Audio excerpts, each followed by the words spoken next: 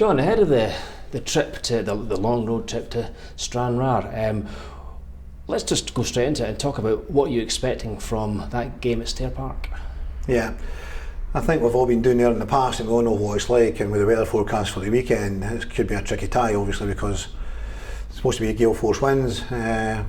Pitch didn't look the best last week. Looking at some of the stuff from the Falkirk game, the pitch looked a little bit bobbly, to say the least. So it'll be a tricky pitch, it'll be a tricky game.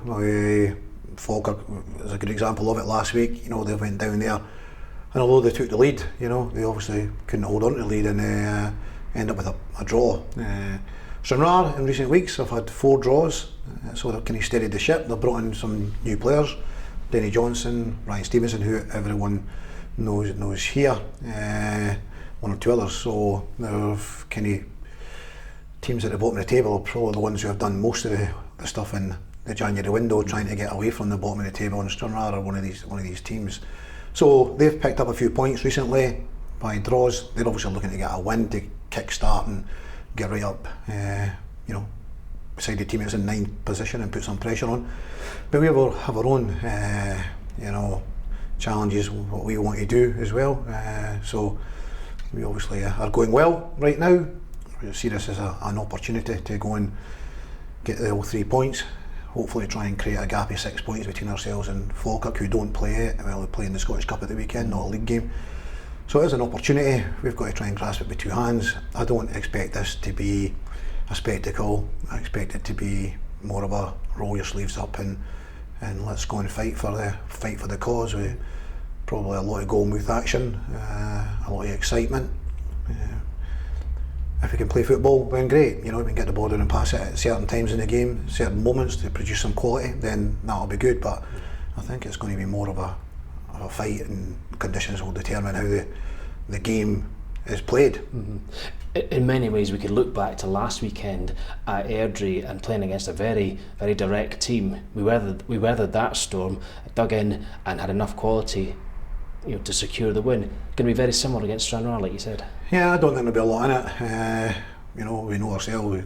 Earlier in the season, we went down there and got beat earlier in the season. You know, so yeah.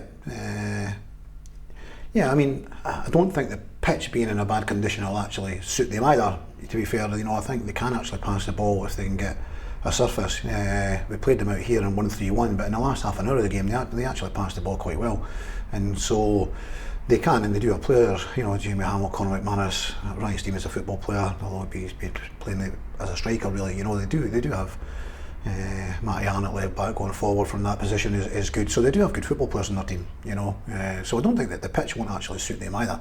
So it will be one on the day for, you know, whoever really wants it the most is probably going to come out on top. Yeah, there were several key displays at Airdrie there, without naming them all again, you know, but the midfielders stood out: Dylan Tate, Ross Matthews and Regan Hendry. You'll be looking for some more key displays from the entire team, from goalie Robbie Thompson coming back all the way through to strikers. Yeah, that's what you want every week, don't you? Yeah, the team's going well. We've got a good spirit about us. Everyone's really working for each other. And there's great energy in there with Dylan and Ross. Great quality from Regan. Not to suggest for any minute that you know, Ross and Dylan don't have quality. Of course they do. You've seen that in, you know, the last 2 weeks. Ross has been outstanding. Yeah. You know, 2 goals, 2 great goals, 2 well-timed runs. And the amount of effort he's putting in, he's covering every blade of grass there is on the pitch. So he's a big player for us, and Dylan has been outstanding. Again, the energy levels that he's brought to the team is fantastic in regards to pressing, winning the ball back, and good quality on the ball as well. And he's had a fair share of goals and assists, and possibly could add it to at Airdrie as well. So yeah, we're looking for them. Obviously Stephen McGlynn coming in, striking a partnership with John Baird. We've got options. Dan Armstrong's now back, looks a lot more like himself. Ziggy obviously has had a brilliant week for him, with, you know, agreeing the deal with Fulham, so he'll be on a high. And as you've seen at the weekend, bringing Tony Dingwall on as well. The options that we've got are fantastic now. We've got some great options coming from the bench. So everyone's fighting for places. Everyone's got to try and keep a jersey. If you're in the team, you've got to work extremely hard. You've got to try and put your best performance on if you want to stay in that team, because there's somebody breathing right down the back of your neck. And I'm hoping now, that we have virtually everyone back that we're going to get back, that we can stay like that. And you know, for the first time this season, we actually had 2 players in the stand who weren't injured. Fernandy and Jack Smith were both 100% fit. But such as the strength in the squad and the numbers now in the squad that with everyone coming back fit. I mean, we've only made one signing in the January window, but actually getting players back fit is actually like new signings. You know, getting Dan Armstrong back, it's like a new signing. Brad's played most of the season, but in recent weeks he had a little injury, which was niggly. So even getting him back, you know. So although we've lost 1 or 2, Zhao going out on loan, Jamie Gillen going back to Hibs, you know, it's amazing that we now find ourselves with like 2 fully fit players in the stand. We've got our numbers, you know, and so we don't need numbers, you know, we need quality, and we're still, you know, we still have the opportunity to do that. There's still the slight chance that Jamie Gillen may come back, and we will certainly welcome him back with open arms. So we'll see what happens there in the days and weeks to come before, you know, February the window closes for us. But in the meantime, it's all good. But you know, we've got to go down there and really put our shift in to come back up with 3 points. Yeah. So overall, there's a lot of positivity around the place, as there always is. You mentioned the younger players and Ziggy there. I mean, obviously, Kieran Bowie secured that deal at Fulham, and also today we announced the signing of another modern apprentice, Quinn Coulson, and Dylan Tate has just this minute extended his deal by another year. Good to see these young players improving and coming in the case of Quinn. Yeah, it's fantastic, yes, yeah, exactly.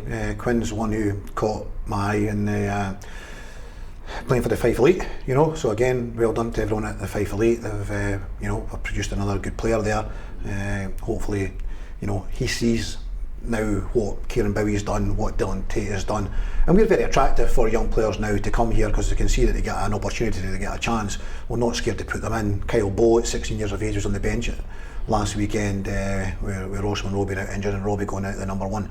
So even at that, we had Kyle Bowe on the bench at 16 years of age. So everyone, I think, now can see the reputation that we're building for ourselves here. If you're good enough, age is not a barrier. It's a matter of if you're good enough, you're going to go in that team, and it's up to you to try and stay in that team. That's where Dylan finds himself. That's where Kieran Bowie finds himself.